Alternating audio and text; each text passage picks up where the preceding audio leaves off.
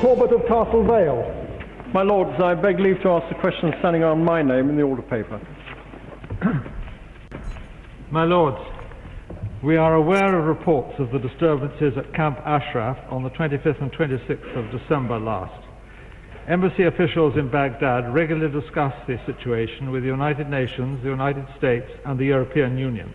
Our UN contacts met the Iraqi government's Ashraf Committee on the 9th of January and raised their concerns about these and other recent events.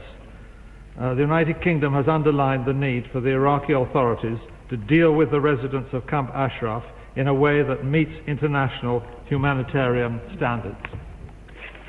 Thank the Minister for that response, but can he tell me what representations the UK has made to Iraq about the round-the-clock use of about 180 loudspeakers blaring out constantly threats to kill Ashraf residents, amounting to psychological torture?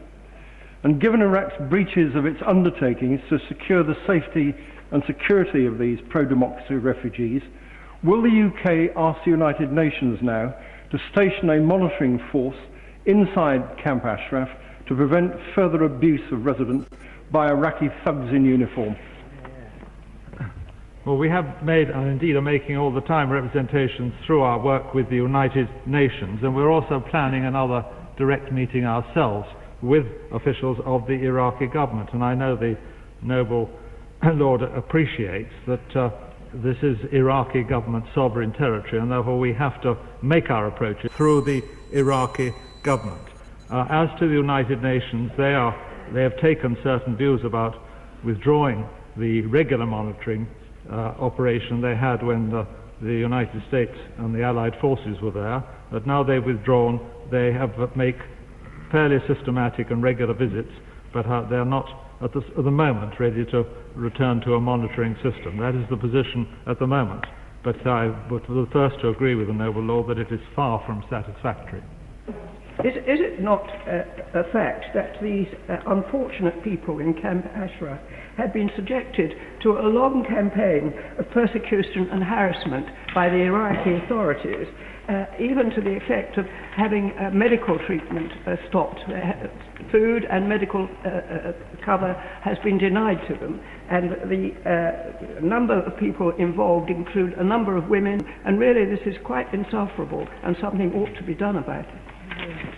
Well, I agree. It is a miserable situation, and I hope it doesn't turn into an even worse tragedy. The Noble Lord Corbett has rightly drawn our attention to it and to the organised disturbances apparently promoted by the Iraqi official authorities outside this camp in December and again in January. I myself have an opportunity, not of course to visit the area, because it's very difficult to get to, but certainly to see the rather grim videos which are available on the internet to any Noble Lord who cares to watch them, about what was going on and the apparently deliberate provocation, the heaving of stones, the damaging of people in a most unpleasant way.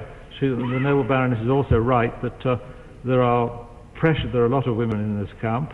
The Iraqi authorities, which we've pressed again and again, undertake that medical supplies, food supplies and all vital supplies continue to be delivered to Camp Ashraf. That is what they tell us, and we will continue to hold them to that. But in the longer term, they've also made clear that the camp cannot stay as it is, and may have to be, those involved may have to be moved. But this is the prospect for the future that we'll have to deal with.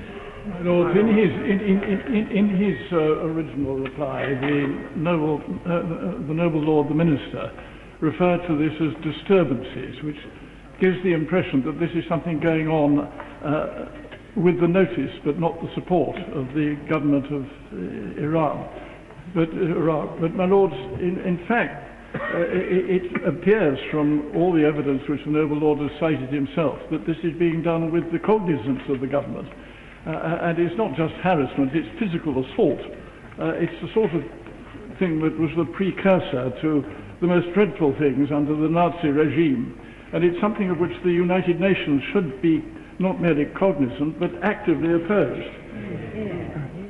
Well, I have the sentiments of my noble friend. I agree with finding the right word for these sort of provocation of people gathering outside the entrance to Camp Ashraf and parking there, and the loudspeakers and the throwing of stones is something more than disturbance. It is a sort of provocation, and it does appear to be organized or permitted by the Iraqi government. This is a pattern which could build up, my noble friend is right, through intimidation to something much more serious. And I repeat that although this is Iraqi sovereign territory and the Iraqi government must act, all the authorities outside, including ourselves, including all those countries and institutions that uphold civilized values, must press for this to avoid becoming the tragedy which otherwise threatens.